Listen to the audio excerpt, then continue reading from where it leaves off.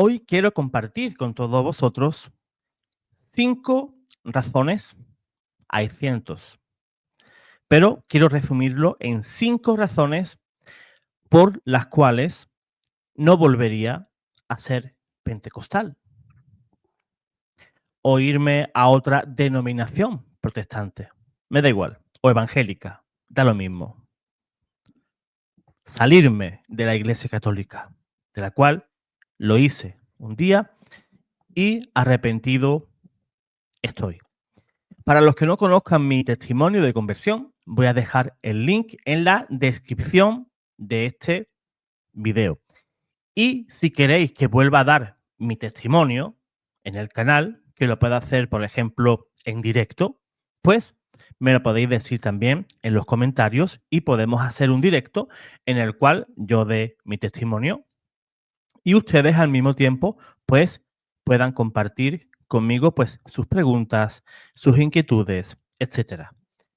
No hago este video para contender con nadie, absolutamente, con nadie. Yo sé que después pueden venir protestantes, pues yo no sería católico por estas razones. Muy respetable. Yo voy a dar las mías, ¿verdad?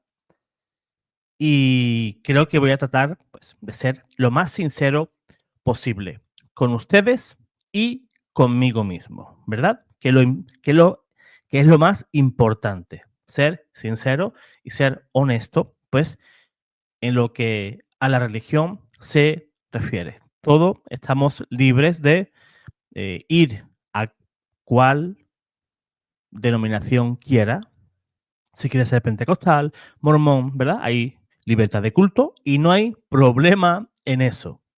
Pero bien, yo he estado fuera de la iglesia y fuera de la iglesia hace mucho frío, muchísimo frío, ¿verdad? Y en mi testimonio, pues, lo conté, pues, de una manera bastante amplia. Con lo cual no quiero, pues, solapar este video con temas de mi testimonio. Así que vamos a ir, pues, a la primera razón. Hemos dicho que son 5.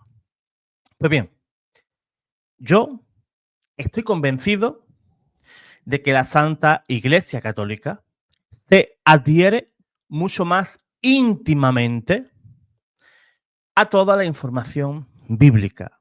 Ofrece el único panorama coherente dentro de la historia del cristianismo. Me refiero, tradición cristiana y apostólica, y que posee la más profunda, sublime moralidad, espiritualidad, ética social y filosofía cristiana. Yo soy católico porque, sinceramente, creo que por virtud de tanta evidencia acumulativa, el catolicismo es verdadero y que la Iglesia Católica es la iglesia visible que Jesús divinamente estableció en la tierra, en la cual el mismo Jesús prometió que ni los poderes del infierno prevalecerán por encima de la iglesia. San Mateo, capítulo 16, versículo 18. Por tanto, posee una autoridad a la cual yo, ¿verdad? Me obligo como cristiano y creo firmemente que debo someterme a esa iglesia. Abandoné el pentecostalismo porque estaba seriamente defectuoso, al igual que todas las sectas y denominaciones protestantes. Todas dicen leer la Biblia y todas sacan conclusiones diferentes e interpretaciones, pues, muy alejadas de lo que dice la Biblia, como la sola fe y muchas otras doctrinas que de manera inconsistentemente selectivo en diferentes ideas de las tradiciones católicas. El canon bíblico, por ejemplo. todas esas evidencias, esa interpretación defectuosa en todo lo que es su eclesiología, pues le faltaba un panorama sensible de historia cristiana, sola escritura, la relatividad moral que existe en las sectas y en las denominaciones, como la contracepción, el divorcio, que es antibíblico, relativista, son sectas y denominaciones cismáticas. No creo que el protestantismo sea tan malo, sino que estos son algunos de los defectos principales que eventualmente vi como algo fatal a la teoría de ser protestante, comparándolo con el catolicismo. Todo católico debe considerar como cristianos a todos los protestantes bautizados bajo la fórmula trinitaria y que crean lo que enseñó, pues, por ejemplo, concilios como el de Nicea o el de Calcedonia. Y así nos lo enseña el catecismo. Yo a veces veo hermanos católicos que en su afán de menospreciar también a los hermanos evangélicos y protestantes, pues dicen, no, ese no es mi hermano.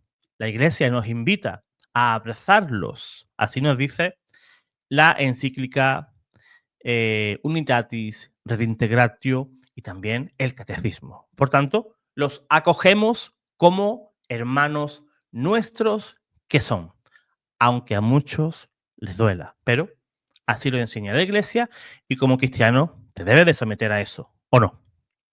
Pues bien, la razón número 2. El catolicismo no está formalmente dividido ni es sectario. Recordemos las palabras del Señor en San Juan, capítulo 17, versículos del 20 en adelante. Padre, para que ellos sean uno como tú y yo somos uno. Romanos 16, versículo 17, que dice que nos alejemos de todos aquellos que fomenten las divisiones. Igualmente dice Primera de Corintios, capítulo 1, versículo 10 en adelante. Te invito a leer esa parte de la Biblia. La unidad católica hace que el cristianismo y Jesús sean creíbles en el mundo a causa de su visión completamente cristiana y sobrenatural. El catolicismo mitiga la secularización y el humanismo. El catolicismo evita, y muy importante, el individualismo antibíblico que debilita la comunidad cristiana. No, no, no. Yo vivo mi fe en mi casa. Yo vivo mi fe en mi dormitorio. Yo rezo en mi casa. Yo leo la Biblia en mi casa. Yo hago el culto en mi casa. Eso no es así. La iglesia o la vida en la iglesia se vive en comunidad. El catolicismo, por otra parte, también evita el relativismo teológico. ¿Por medio de qué? De la certeza dogmática y la centralidad del papado. Algo que el protestante a priori no tiene. Digo a priori porque si lo examinamos con atención, ellos sí tienen dogmas, aunque digan que no. Si tú le dices que Jesús es Dios, ellos que te van a decir que sí, que Jesús es Dios, pues eso es un dogma. Las 5 solas, para ellos eso es dogma. Ellos creen todo eso, aunque no aparezca en la Biblia, pero ellos lo creen. Tenemos el Papa, que es el custodio del depósito de la fe. Ellos no tienen eso. Ellos en cada denominación, en cada secta, el pastor es un papa, es un sumo pontífice en el cual él va a hacer, deshacer, quitar, poner, como le da la gana, ¿verdad? De manera aleatoria y arbitraria, cualquier punto que no entienda, cualquier punto bíblico, pues, que él quiera, pues, alterar o torcer según sus convicciones, o su pensamiento, o su interpretación privada, ¿verdad? Pues, cada uno de ellos, pues, tienen un profesor, ¿verdad? Que es el pastor, y los feligreses, pues, siguen, pues, lo que enseña ese pastor. Pero si nos vamos a la iglesia de enfrente, que es de su misma denominación, nos encontramos que ese pastor enseña totalmente lo contrario. Entonces, pues hay un relativismo teológico palpante y galopante en el mundo protestante y evangélico. Razón número 3. El protestantismo se inclina demasiado a tradiciones de hombres, cosa que ellos también nos dicen a nosotros. Pero nosotros venimos de Cristo y de los apóstoles. ¿Ellos de dónde vienen? Pues que yo sepa, cada denominación protestante y evangélica proviene de la visión de un fundador, o sea, de un hombre. Tan pronto como dos o más de estos se contradigan entre sí, el error se hace presente. Las iglesias protestantes, especialmente las evangélicas, son frecuentemente culpables de colocar excesivamente alto a sus pastores. En efecto, como he dicho antes, cada pastor se convierte en un papa, en hasta ciertos grados son superpapas, y a causa de esto las congregaciones evangélicas experimentan muy frecuentemente una crisis o separación. Yo lo he vivido, lo cuento en mi testimonio, te invito a verlo. Experimentan, como he dicho, muy frecuentemente una crisis o separación dentro de esa congregación cuando el pastor se aleja de allí, ¿verdad? Lo que prueba que la filosofía de estos está centrada en el hombre en lugar de estar centrado en Dios, dado a una falta de verdadera autoridad y de una estructura dogmática. El protestantismo está de manera trágica, está trágicamente vulnerable al espíritu de los tiempos y a lo que está de moda en cuestiones morales. Razón número 4. El catolicismo retiene la sucesión apostólica, cosa que los protestantes rechazan. Porque de recibir esa enseñanza, si creyeran en esa enseñanza, pues no habría lugar para esos pastores. Si ellos creyeran que nuestros obispos son aquellos que vienen de los apóstoles, que mediante la imposición de manos desde los tiempos de los apóstoles hasta el día de hoy, se han ordenado nuevos obispos y que siguen esa sucesión apostólica, que guardan todo lo enseñado por los apóstoles. Si ellos reconocen eso, no tendrían razón de ser.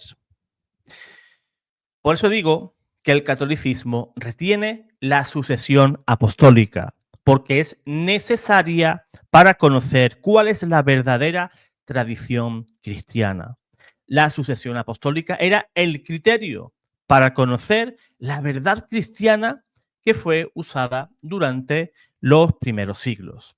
Muchos protestantes tienen una visión muy limitada, limitadísima, de la historia cristiana en general. Especialmente tienen una laguna bastante grande en el año 313, justamente con la conversión de Constantino, hasta el año 1517, cuando llegó Martín Lutero. Esa ignorancia y esa hostilidad hacia la tradición católica conduce al relativismo teológico y al anticatolicismo y a un constante e innecesario proceso para reinventar la historia. Desde su nacimiento, el protestantismo siempre ha sido anticatólico y aún lo es hoy en día, especialmente en el mundo evangélico. Obviamente, esto no está bien y tampoco es bíblico. Si el catolicismo en efecto es cristiano, porque sí lo es, lógicamente, ¿verdad? Pues no sé en qué se basan para atacar a la iglesia. Eso no está bien, no está bien y no es correcto. Nosotros, los católicos, no somos antiprotestantes. Y seguramente esa palabra la habrás escuchado ahora mismo. Ellos sí. Y se dicen, sí, soy anticatólico. Todo lo que me huela católico lo rechazo. Pues yo no soy antiprotestante, ¿verdad? Pues tenemos que amar siempre al prójimo como a nosotros mismos. Eso fue lo que nos enseñó Jesús. En San Juan 13, versículo 35, si no estoy equivocado, dice que los discípulos, los que van a ser discípulos del Señor, se van a conocer por una cosa, y es porque se aman entre ellos. Y yo amo a mis hermanos evangélicos y protestantes, y yo desearía que estuvieran aquí y se pudieran gozar de lo que yo gozo en la Iglesia Católica. Yo deseo que ellos estén en la Iglesia de Cristo.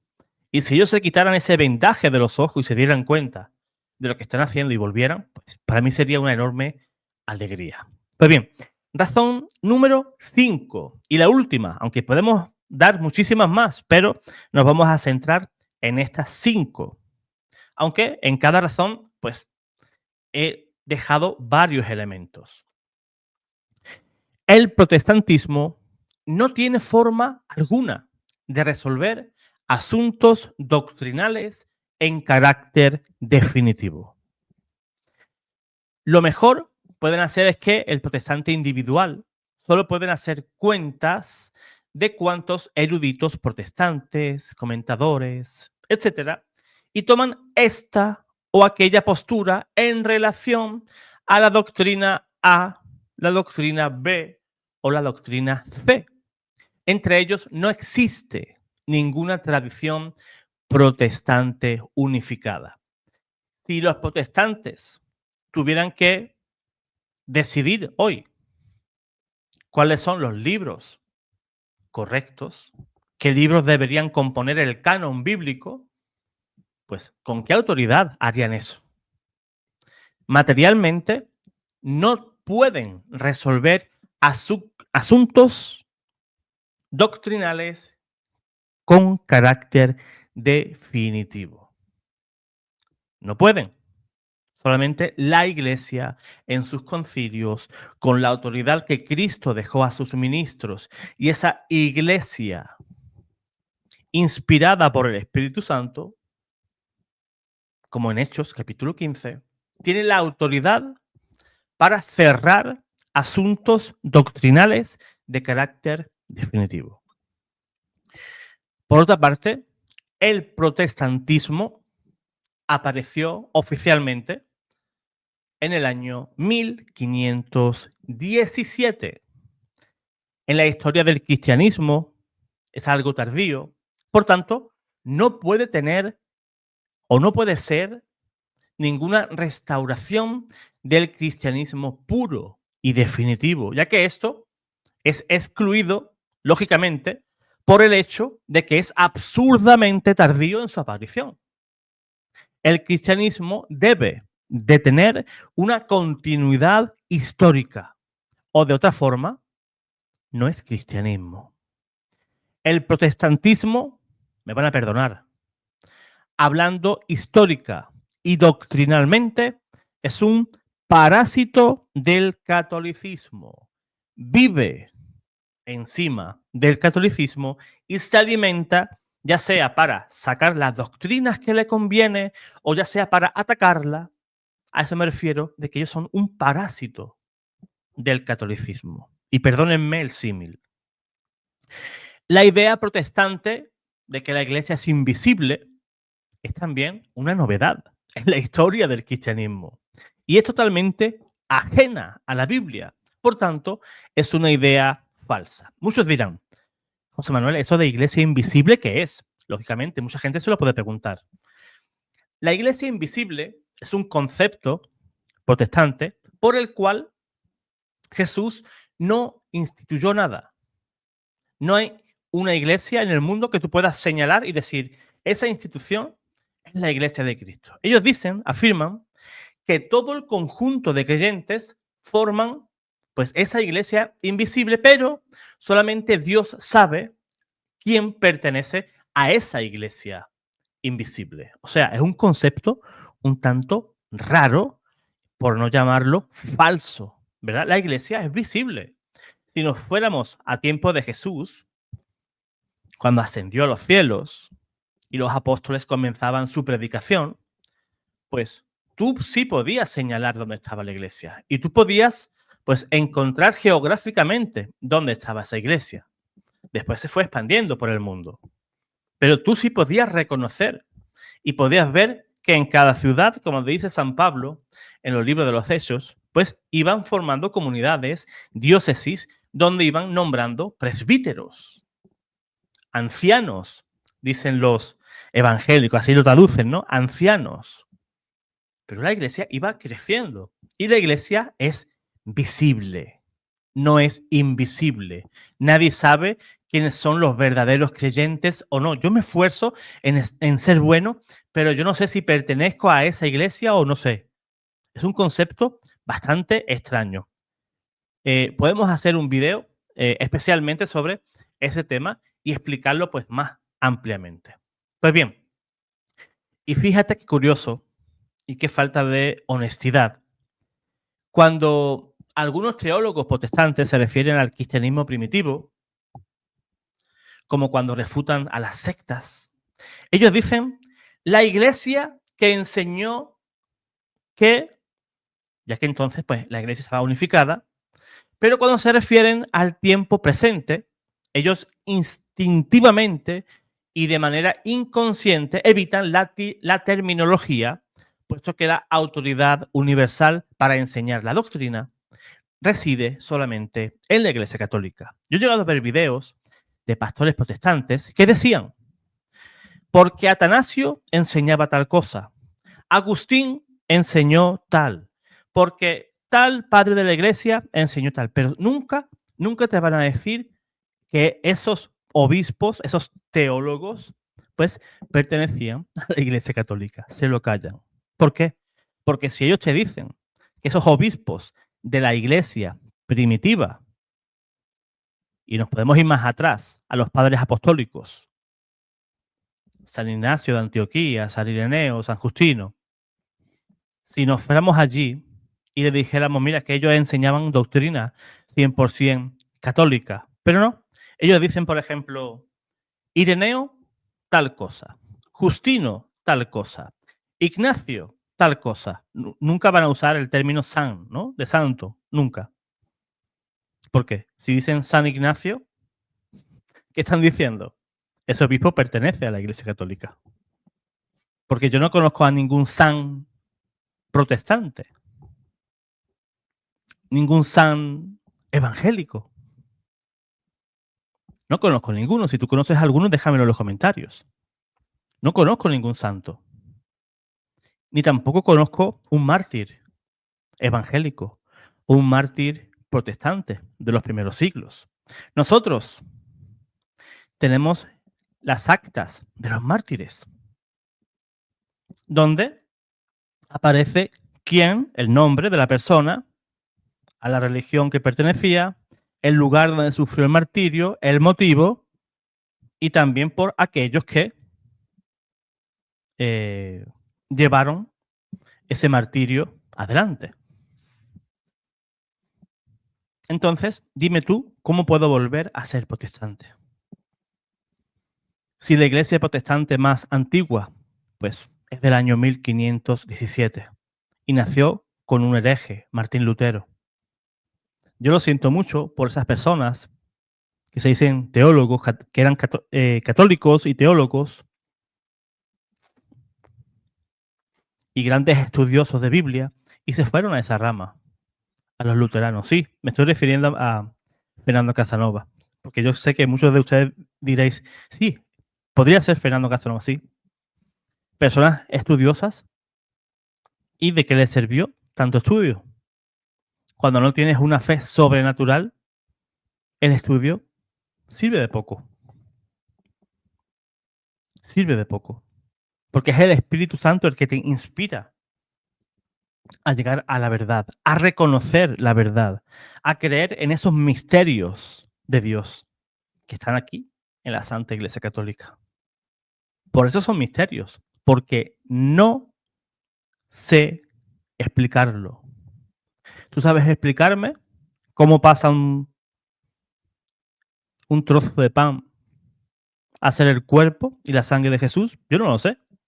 Ahí tengo manuales de filosofía eucarísticas y yo por mucho que lo lea, no lo entiendo. Sí, me pueden dar una explicación excelente, sí, humanamente hablando, pero yo no entiendo ese misterio. El hombre, mediante la filosofía, hace esfuerzos, hacen grandes esfuerzos, pero no podemos conseguir entender aquello.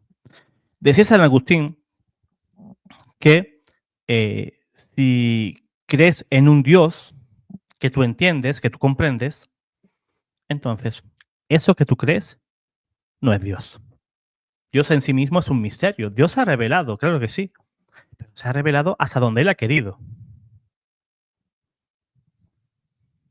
no más. Que el Señor nos podría haber dicho, pues fíjate, el cielo es de esta manera o de cual manera y vais a disfrutar de tal cosa. No. Hay un velo ahí en el cual el Señor, pues, tranquilo, lucha por la santidad. Y luego te daré la corona de gloria y te diré, vengan, benditos de mi Padre. Dios ha revelado, pero hay tantísimas cosas que no entendemos de Dios. La Biblia, que es donde Dios se manifiesta, donde Dios se da a conocer a su criatura y el plan que tiene para él, pero es algo ínfimo, hasta donde Dios se ha querido dejar conocer, ¿verdad? Pero eso es suficiente para que tú y yo tengamos ese hambre por saber de Dios, hambre por lograr la santidad, hambre por alcanzar las promesas que tiene nuestro Señor para todos aquellos que lo amamos y creemos en Él. Pues hermano, hermana, pues me gustaría que le dieras like a este video, ¿verdad?